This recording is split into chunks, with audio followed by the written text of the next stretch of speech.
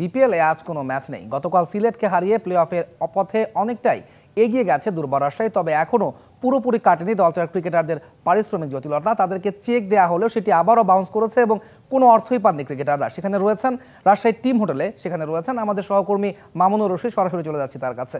মামুন, আমরা কিছুক্ষণ আগে জানতে পারলাম আপনার মাধ্যমে যে রাজশাহীর ক্রিকেটারদেরকে যে চেক দেওয়া হয়েছিল তা সেখান থেকে সেটা আবারও বাউন্স করেছে এবং তারা কোনো টাকা সেখান থেকে পাননি। এবং সবশেষ কি খবর আছে, ক্রিকেটাররা কি পরবর্তী ম্যাচে মাঠে নামবে? দেখুন, আসলে রাজশাহী দলটা যেভাবে আসলে বিতর্কিত হয়ে আসছে বিপিএল এর একদম শুরু থেকেই, আসলে বলা মুশকিল যে পরের ম্যাচে রাজশাহীর ক্রিকেটাররা মাঠে নামবে কিনা। আমরা দেখেছি যে বিদেশি ছাড়াই রাজশাহী কিন্তু একটা ম্যাচ খেলেছে, বিদেশিরা টাকা না পাওয়ায় মাঠে নামেনি। এরকমটা এর আগে বিপিএল এ কখনোই হয়নি, এই প্রথমবার সেটা রাজশাহী দলের কারণে হয়েছে, বিপিএলটা কলুষিত হয়েছে। এবং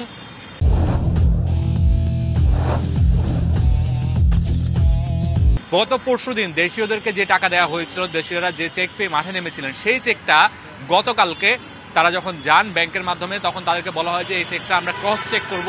ক্রস চেক করার পরে তারা আরেকটা বাউন্সে পাঠান, আরেকটা ইয়াতে পাঠান। সেখান থেকে আবার এটা অনুমোদিত হয়ে, মানে রাজশাহীর মালিক পক্ষের উপরে এতটাই মানুষের বা ব্যাংক প্রতিপক্ষের যে বিশ্বাসটা ছিল সেটা উঠে গেছে, তারা আরেকটা ব্যাংকের মাধ্যমে, সেটা আরেকটা শাখার মাধ্যমে সেটা কনফার্ম হওয়ার জন্য পাঠায়।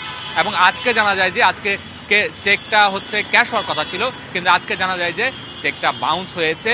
আমরা দলীয় সূত্র থেকে বেশ কিছু ক্রিকেটারের এমন পেয়েছি, সব ক্রিকেটারের কথাটা আমরা এখন পর্যন্ত সঠিকভাবে জানতে পারিনি, তবে বেশ কিছু ক্রিকেটারের চেক বাউন্স হয়েছে।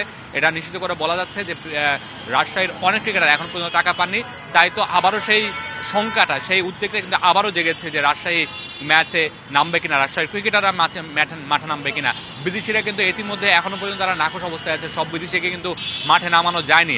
আমরা যদি লাস্ট ম্যাচে দেখি মাত্র 2 জন বিদেশি খেলেছেন, সব বিদেশিরা কিন্তু এখনো পর্যন্ত মাঠে নামার ব্যাপারে তারা সম্মতি দেননি। তো সেই জায়গায় কিন্তু শঙ্কাটা আছে।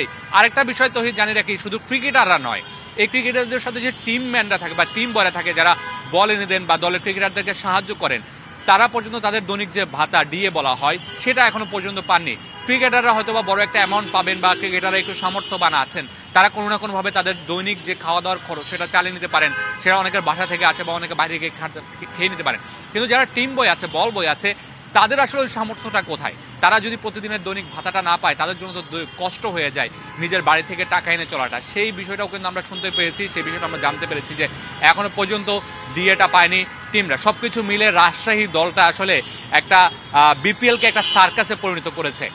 তহিদ, মামুন, আমরা গতকালকে যেমন দেখছিলাম তাসকিন আহমেদ বলছিলেন উইকেটে বল বাউন্স করে আর রাজশাহীর চেক বাউন্স করে, অবশেষে আবারও সেই কথাটাই সত্যি হলো। থাকুন আপনি সেখানে, নিশ্চয়ই পরবর্তীতে আপনার সাথে আমরা আবার যোগাযোগ করব।